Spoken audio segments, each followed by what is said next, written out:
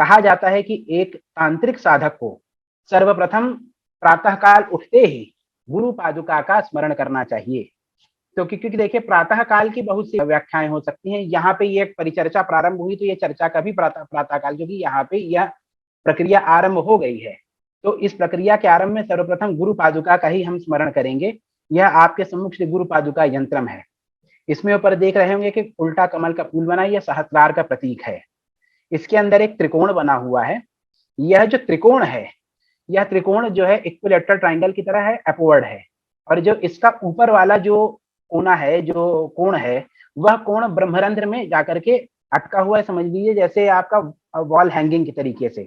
इसकी तीनों भुजाओं के ऊपर आप देखेंगे, एक भुजा के ऊपर सारे स्वर लिखे हैं, बाकी दो भुजाओं के ऊपर आपके का से लेके ता पर्यंत, फिर था से लेके सा पर्यंत मात्रिकाओं का की व्यंजना की गई है। उसके बाद तीनों कोणों पे हा ला अक्षा लिखा है और उसके मध्य में हा और कुछ मंत्र लिखे हुए हैं।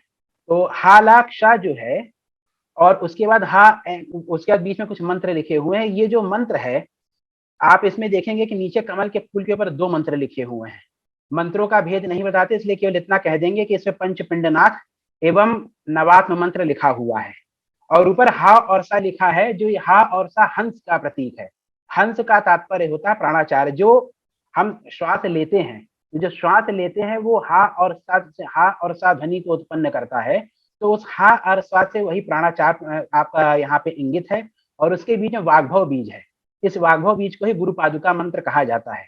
तो तात्पर्य यह है कि जब हम सांस लें तो सांस लेने और छोड़ने के बीच में, यानी इनहेल और एक्सहेल के बीच में हमें गुरु पादुका का सतत स्मरण करते रहना चाहिए। इसका क्या परिणति होती है? इसकी परिणति ये होती है कि गुरु पादुका के सतत स्मरण करने से हमारे ऊपर हमें गुरु पादुका की सिद्धि होती है।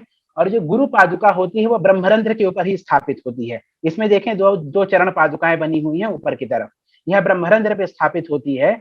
और जब गुरु प्रसन्न होते हैं और अपनी पादुका को उठाते हैं तो साधक का ब्रह्मरंध्र खुल जाता है। और जो ब्रह्मरंध्र खुलने को ही हमारे यहाँ सनातन धर्म में मुक्ति कही गई है।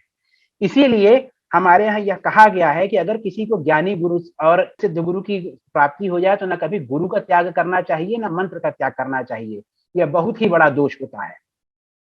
और तो और यह भी कहा गया है कि सतत भाव से गुरु की सेवा करनी चाहिए।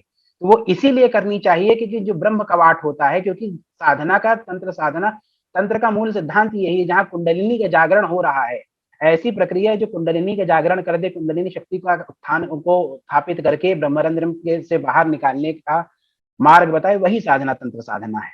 तो मूल रूप से यहाँ पर जो गुरु पादुका है, गुरु पादुका उसी के ऊपर, ब्रह्मरंध्र के ऊपर हमेशा स्थापित रहती है। और जैसे ही गुरु का अनुग्रह हो जाता है, शिष्य का उद्धार हो जाता है। इसलिए यह भी कह सकते हैं कि तंत्र मार्ग के अंतर्गत सिवा गुरु पादुका के या गुरु की कृपा ही जिसपे हो जाए, उसको अन्य किसी भी प्रकार का उसको मार्ग का अनुसरण करने की आवश्यकता ही नहीं। कोई मंत्र साधन कुछ भी करने की आवश्यकता नहीं, गुरु पादुका ही उसके लिए सब कुछ है।